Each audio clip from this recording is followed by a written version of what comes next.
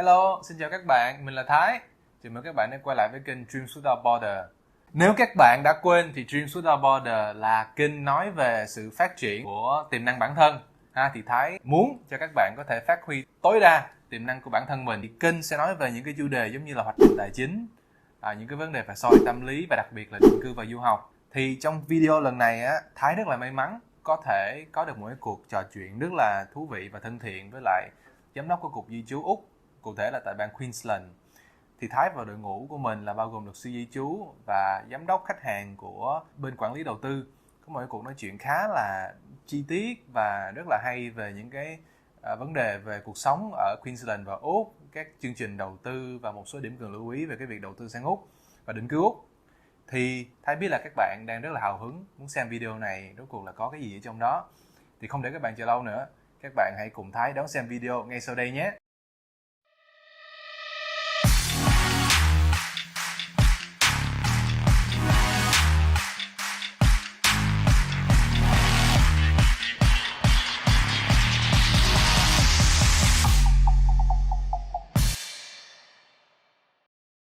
Hello guys, my name is Thai from Dreams Reorganizations. We are an immigrations agency based in Ho Chi Minh City in Vietnam.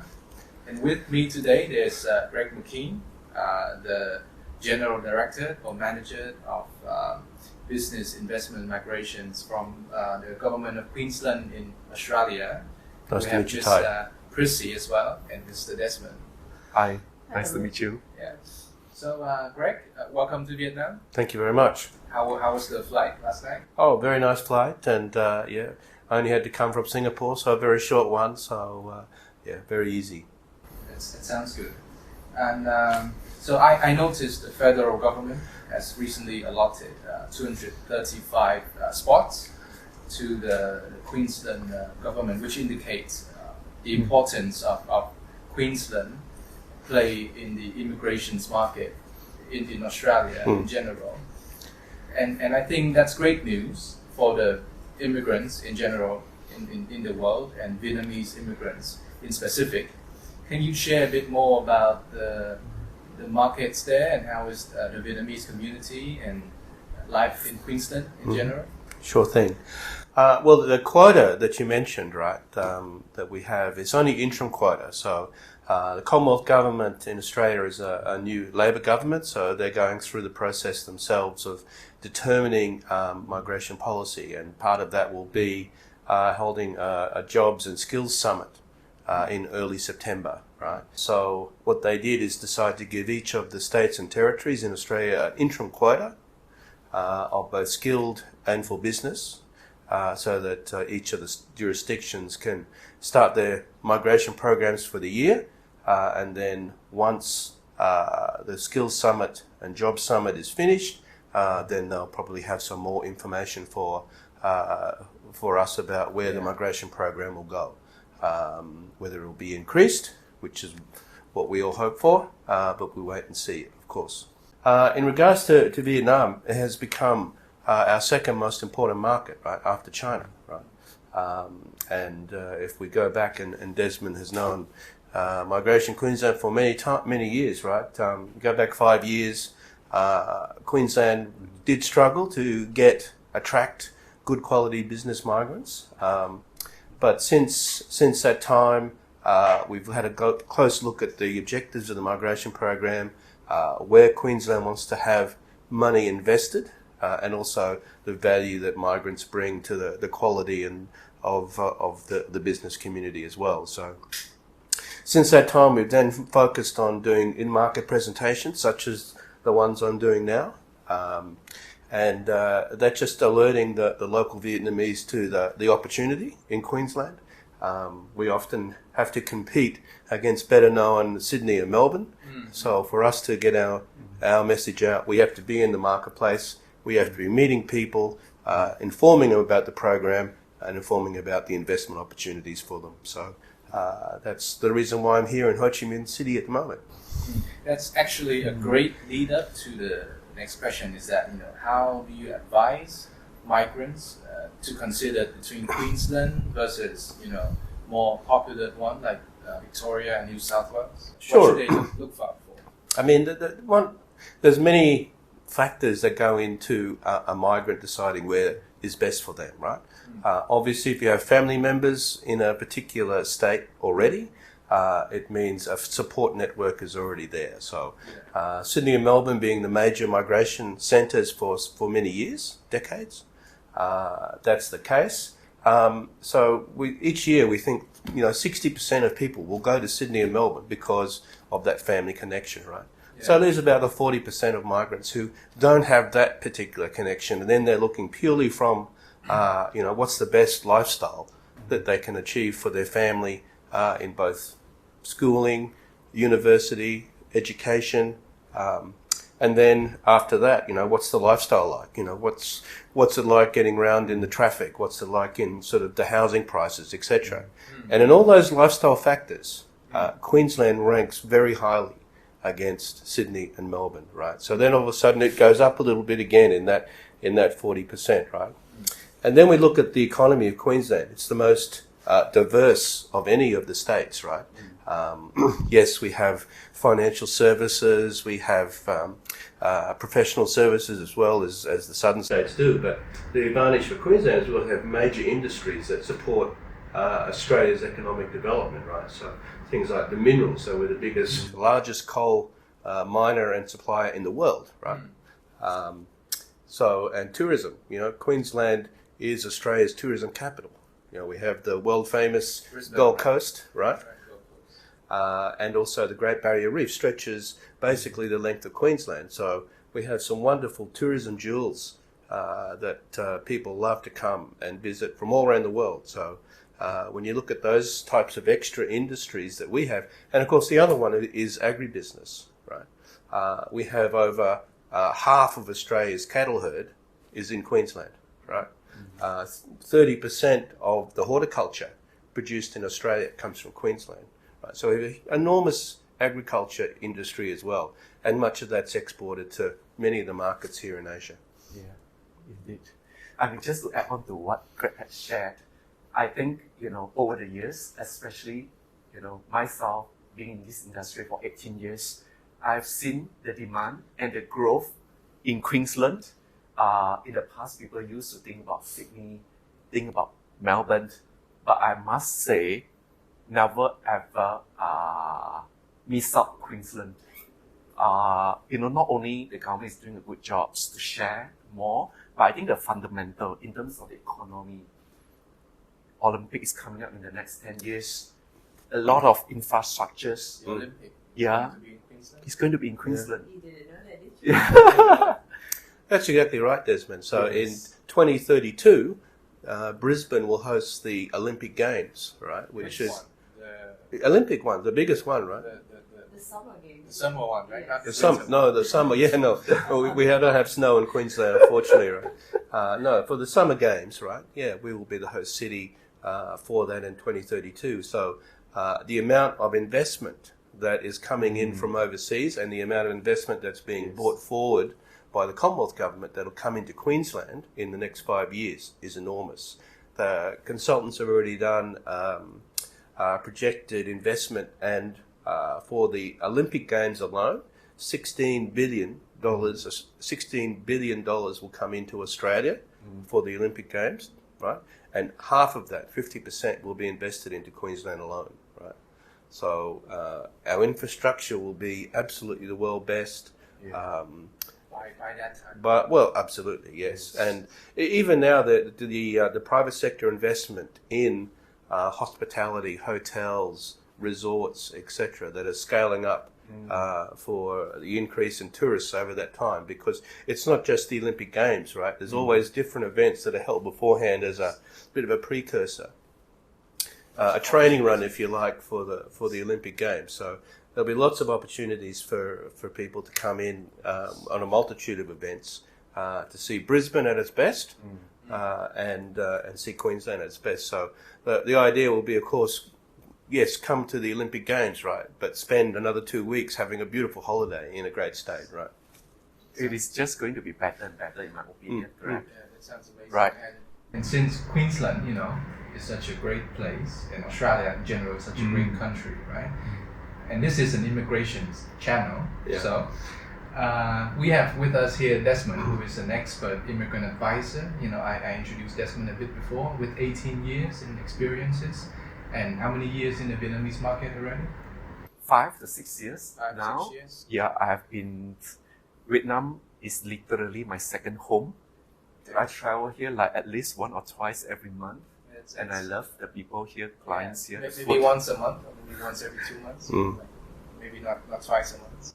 Okay, but anyway, so why don't can you share a bit about if investment immigration's program in general? Sure. Yeah, I would love to share. I think for Vietnamese community, business and investment program play a very important part in terms of getting the PR, or if you are planning to become a PR in Australia. And this program is generally designed or introduced to attract the businesses and the investor into Australia. Under these programs, there are 3 major pathways, and we have the first options called Business Innovation 188A in general, or most of the time we call that general. It is for those if you're looking at investing a business or taking over an existing business in Australia. This program might suit you, but having said that, you're required to meet certain prerequisite requirements, such as having a business experience already running in Vietnam, and your business would require certain turnover and assets. You're required to have certain level of the assets. Also, Australia encourage investor, if you are ready to invest 2.5 million Aussie dollar or 5 million Aussie dollar. So we have 188B and 188C that will be suitable for you. So there are various pathways, and they are all good. Generally, there will be one pathway that is going to be suitable for you. Yeah. So we have business and we have investment.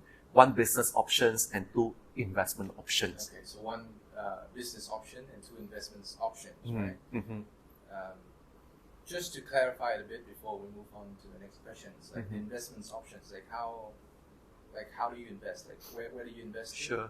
So one thing, a lot of people ask whether or not they can just invest and buy a real estate directly, real estate, right? or residential. Easy, right? So the answer is no. Australia has very good structure, funds for 188B or 188C investor to invest. So your investment amount of 2.5 million or 5 million will need to go into this structured investment component that's being predetermined by the immigration. So there are certain percentage, such as 50%, to be invested into the balancing investment, and that these are the components such as bonds. Then you have 20% into the venture capital.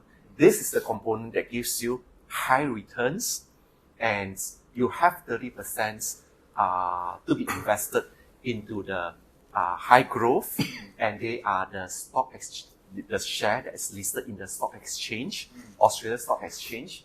So these are the investment, that you need to get your funds invested into. I see. That sounds a bit complicated. So why don't we go back to the business one? And I guess this is a question for both you and Greg. Is that, so for business, can you just invest in any businesses? Is there a minimum amount, really nitty part of the investment, which I'm sure Prissy will be great at answering? We'll move a bit, more on the easier side of businesses. So is there requirements? What are the prices you need to invest in, the industry, types of business? Is there any? Is it? Well, it's different for each jurisdiction in Australia, right? So I can't really count for the other ones. So all I can do is say for Queensland. So, is there any restriction on a business that you can invest in? No, right? There's no restriction. The only thing we say, the investment value in the main CBD is 400,000 Australian dollars. Okay. 400,000. And that's a minimum investment, right? So, anyone who invests in a small cafe or a restaurant, they won't meet that type of minimum. So, I think also the investment value sort of automatically discriminates against some particular businesses, right? So, no, we don't have any restriction. I guess my advice is, And we see this, Desmond, with a number of the clients that come through, right? They think that they would do some other business other than where they've come from, right? Because they've heard it's popular or it's good or it's... And I say, look, what do you do in your own country? What makes you successful in your own country, right? And time again, they say, oh, I do this. Oh, that type of industry will go very well in Queensland, right? There's a big demand, growing demand. Yeah. The Olympics we've mentioned is going to mean construction is just going to be much bigger than it has been before. So, stick to what you know is probably my best advice, right? Any particular focus or industry that Queensland is encouraging? Well, all countries, all states around the world, everyone wants a knowledge-based industry to come in, right, and be the next big thing, right? And Queensland's no different, right? So we're looking at, how do we, what's the energy of the future? Solar, hydro, wind, technologies, medical technologies. Our University of Queensland is one of the top research medical universities in the world, was part of the research group that eventually got to have the COVID-19 vaccine, right? So, what's the ability in that particular area, right? So, yes, knowledge-based industries, space industries, right? Yeah. Right? The space industry, you wouldn't think about it, right? But Australia is perfectly positioned, and Queensland perfectly positioned, right, to be in the right part of the southern hemisphere that enables rockets to take off, all right, much more cheaply than other areas. So there's actually a space industry that is growing in Queensland because of that particular reason, and NASA is looking very closely at investing in that area. So I guess, are we seeing like an opening ceremony, like a rocket? Who knows? Technology goes so fast these days. Who knows what will be happening in 10 years' time? Yes. But certainly, I know from our state, it's the plan is that it will be a very modern, technologically advanced. So anything modern, anything technological based is encouraged. Oh, absolutely. Yeah. But nothing is restricted, right? But nothing is restricted, right? I mean, everyone's business is their business that they're good at, and they should have the opportunity to invest in, right? So, we're not in the business of picking winners in terms of what's a business, right? I get that question asked a lot, and my response is, you really do your own research, right? And you'll find what's suitable for you. So for you, but I must say, I I think we have already seen, the development and the growth that Queensland has created so much more business opportunity nowadays to all migrants. And from the clients that we have met, we are able to see, the relation and the business that they have now, to the business that they're going to set up in Queensland. We already see more and more opportunity coming up for them. And I think overall, Queensland or Australia has a very developed economy, but they are good particularly in financial sector, education, technology, export, whole mind, and these are all good industry to invest in. Yes, to invest. Well, and they're big investments, those ones, but it's the ancillary businesses that support that, right? Yes. Building warehousing, right? Cold chain management for food processing, right? Yes. There's that next level down that doesn't require the big multinational investment, but that sort of nice middle $5 to $10 million investment. Lots of opportunity coming up in advanced manufacturing technique as well. Yeah. So that sounds great. For businesses, it sounds like money is ready to be made in Queensland. Absolutely, yeah. And so moving on to the investment program, so B and C, right? What is it, B and C? And Prissy is Client Liaison Director of RAM Group, one of the biggest wealth management company in Australia and probably in the entire world. Hopefully. That's exaggerating. Thank you for the introduction. Yes, but that's the aspiration, right? Always. Yes. Yes. So can you share a bit about the B&C? What are how's RAM approaching this, and how can RAM explain a bit and help clients with wealth management? Yeah, sure. So like what Greg said, yes, the aspiration is there because we started in 2010, being a wealth and asset fund management company. We have got 5 offices and 3 in the major cities, one of it is in Queensland. So we are actually one of the largest fund managers in Queensland. We have previously and currently own more than 17 assets in Queensland, managing more than 40 assets as well across Australia.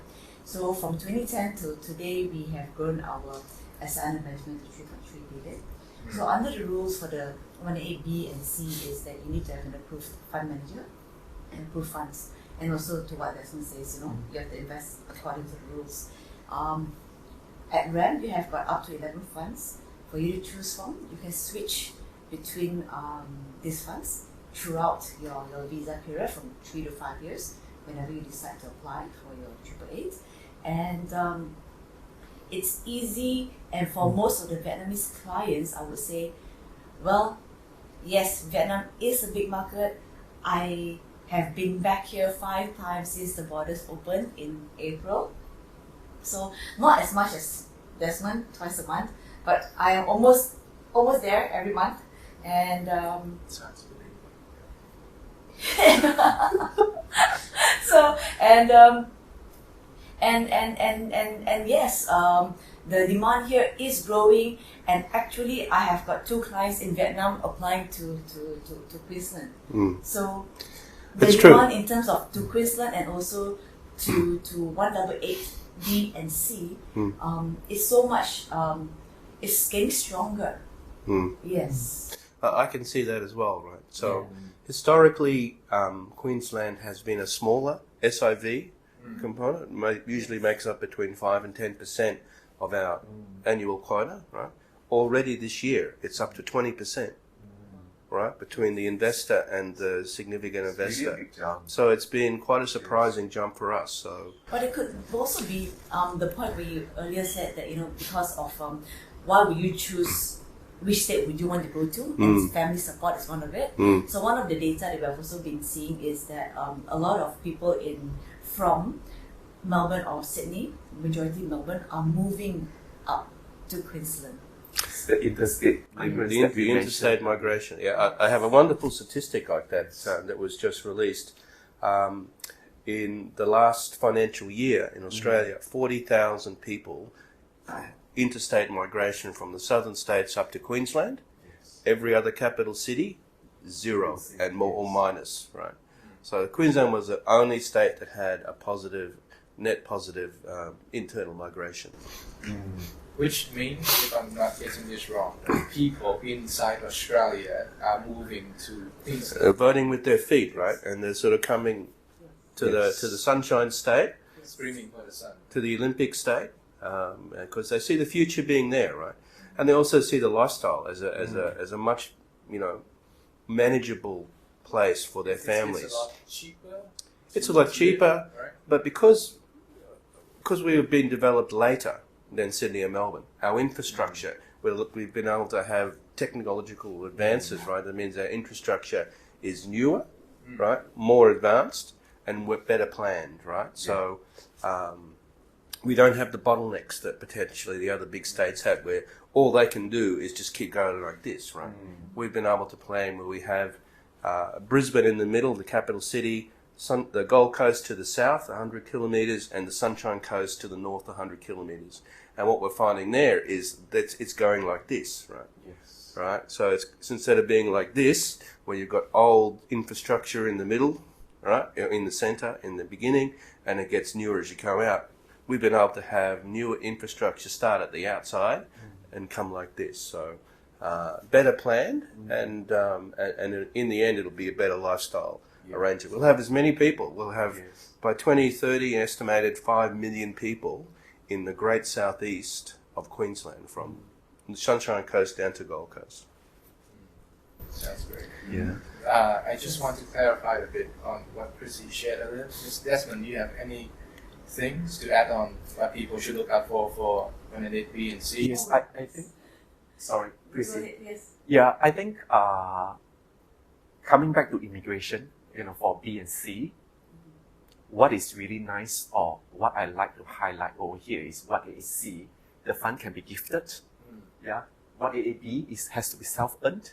So the 1AC is really suitable because you can, if you are looking at helping your children like I have done, especially last year and this year, with international students not being able to go back to Australia. The parents pass the funds across over to the children, and we help the kids to apply for 188C. Money can be gifted. If you wish to focus your business in your home country, and where your business is still a cash cow, and these programs literally require you to spend only an average of 40 days a year. So that actually suits your plan. Yeah.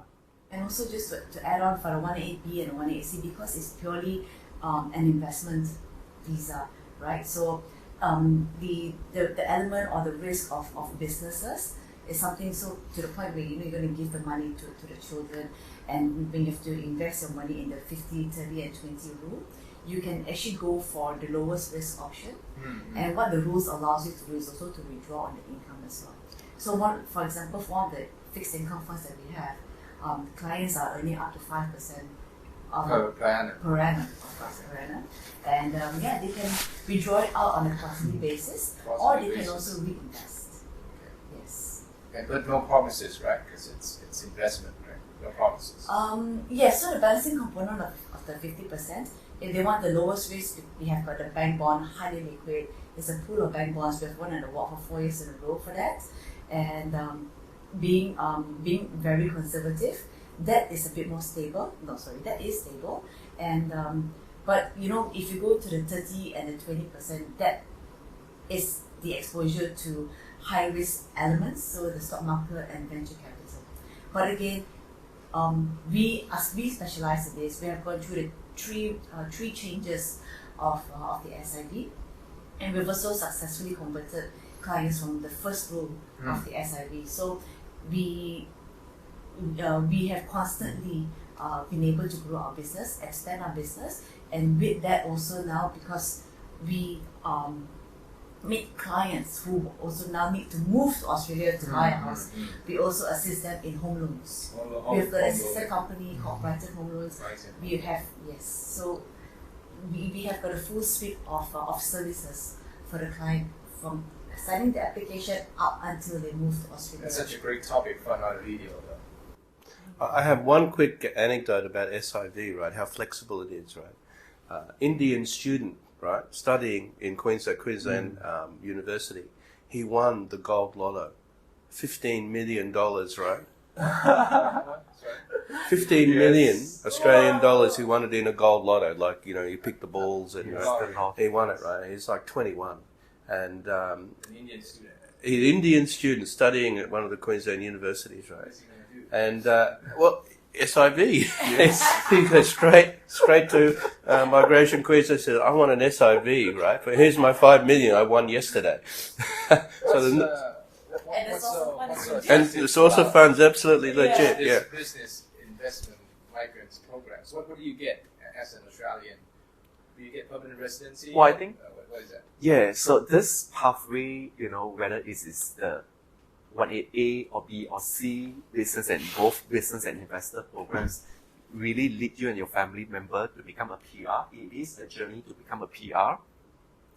I think generally, a PR in Australia means a lot. So it basically comes with, children's education benefits, Medicare, Australia being the closest to the Asia gateway. Australia has been the top destination for high net worth individual over the years. And lottery winner. And he must be the lucky star. But just on that lifestyle bit, Desmond, the factor that comes up regularly, right, is air quality. Yes. Right. It surprised me how many people say, "Oh, there's no pollution in Australia or in Queensland." I said, "No, let's look up. The sky's nice and blue, right?" And so one time when I was in Jakarta, I actually there was a little app that could give you what the current air pollution in different areas was, right? In Jakarta, it was something like 178, whatever it is, right? And then we put in Brisbane, it was 6, right? So the air quality is a big difference because that has long-term health benefits, right? Long-term sort of wear and tear on all of your housing, your car, all those sort of things, right? You So- notice that a lot. Yeah, the blue sky. So there's the pollution. It's the blue sky. Yes, indeed. We hear this many, many times. Yeah. And 178 isn't even that bad. I didn't know, but you when look at Beijing, you look at like China, you see like numbers like 300 something. yeah, 500 something. okay, yeah. Oh, Jakarta's very healthy then. No, that's not like, I think over 100 is bad. Yeah. Right. But 6 was brought it into perspective about the air quality. Yeah. It's still a big city, right? But better managed. Air quality is wonderful. Like it's not, like I'm sure Australia air is great. What about education's health system? What about all the things people usually look for when they're looking to immigrate into Australia? Well, those factors that you mentioned, healthcare system, is world recognized, fantastic. Education, every year, many international students went over to Australia to study. And no doubt, Australia is one of the popular destinations for education. Yeah, and these are all the, part of the reasons, and all is a combination of the reasons, I would say. And I think another aspect people always talk about, Australia having a high tax. In my opinion, I think without inheritance tax has encouraged a lot of high net worth to build up the business and the wealth in Australia for the next generation. And this is an advantage. Yeah, so security, stability, I think Australia has all it takes, for you to be able to build up your wealth. Yeah, for your next generation. Yeah, indeed. Totally agree. Look, my last words that I'll say here is the last words I say in every one of my seminars, right? You've heard the information from, myself about Queensland. You've probably done your research about other states as well. When you start to believe it, the only way you can believe it is to come and see it, right? So I always say, have you come for your next holiday to Australia? Visit a couple of states, hopefully Queensland as well, right? Because we are the tourism capital of Australia, right? And get an idea of what it's like to live in a place like that, and quite quickly you'll decide, I think, what environment suits me and my family better. I've got young children who are at school age, right? Okay, so they've got a long time to go in school. All those factors come, but they're much clearer when you've actually made the journey, right? And it's amazing how even older people with older kids, right? They make the decision for the parents, right? Because they say, wow, I really like this place. Yeah, I really like this place. Because they know best, right? They spend most of it's for their them. lives in Australia. It's for them, right? So really, that's what it comes down to. So come and visit. Do some research about your own particular industry that you're good at, and then when you finally made your choices, come to Queensland. That's great. So, Prissy, you're representing RAM, one of the biggest wealth management group in Australia. What's your last word? Well, for me, it would be, although 180B and 180C, you might be scared because of the investment amounts, and then saying that you have to put your money and invest into Australia. What I would like to say is that, firstly, at RAM, we have been around for long enough. We have helped more than 250 families, high net worth clients like yourself, to move to Australia. And then also, there's transparency. It's flexible, and that's why we are here to help you through this journey, this process. You're not alone at the end of the day. That sounds great. Of course. Yeah, I hope I can, see it for myself. And anyway, so Mr. Desmond, what would be your last word to the Vietnamese investors? Sure. But the migration process is not straightforward. We, genuinely helps clients from Vietnam for many years, not only in terms of advising them on the migration and the right pathway, but also, we have the whole team that works together to support you, to make sure that your transition to Australia is going to be smooth and successful. And at the same time, we have been working with the Queensland State government for so many years, and the government would know that we take this job very seriously, always stay professional to advise and to meet with each of the clients. And yeah, we are ready and open to help you and to assist you as and when you need this. Yeah, so this is my words. Thank you. Okay, so last words for me is that first of all, thank you everyone for watching the video, and secondly, I hope that you can see that like if you think about moving anywhere, immigrating to anywhere, like think about Australia, and if you think about Australia, think about Queensland. If you think about business investment, think about Desmond. If you think about 108B and C, think about Prissy. Thank you. So I just want you guys to know that we have what you need to support you, and it will be our honor to help you on your immigration journey. Thank you. Thank you. Thank you. Cảm ơn các bạn đã xem video vừa rồi. Thì Thái hy vọng là video vừa rồi đã giúp cho các bạn có một cái nhìn và những kiến thức thật là bao quát nhưng cũng rất là đầy đủ về định cư Úc, cuộc sống ở Úc và môi trường của việc đầu tư, và cụ thể là ở Queensland. Thì Thái biết là video vừa rồi chắc chắn vẫn còn để lại cho các bạn rất là nhiều thắc mắc về những cái chi tiết của chương trình là như thế nào, và có thể là những cái câu hỏi mà cụ thể về cái trường hợp của riêng bạn. Thì các bạn hãy đừng ngần ngại mà comment ở bên dưới, hoặc là gọi điện trực tiếp cho Thái và team của Thái ở trong phần mô tả. Và cảm ơn các bạn rất nhiều vì đã xem video, và hãy nhớ rằng giấc mơ của bạn là không có biên giới.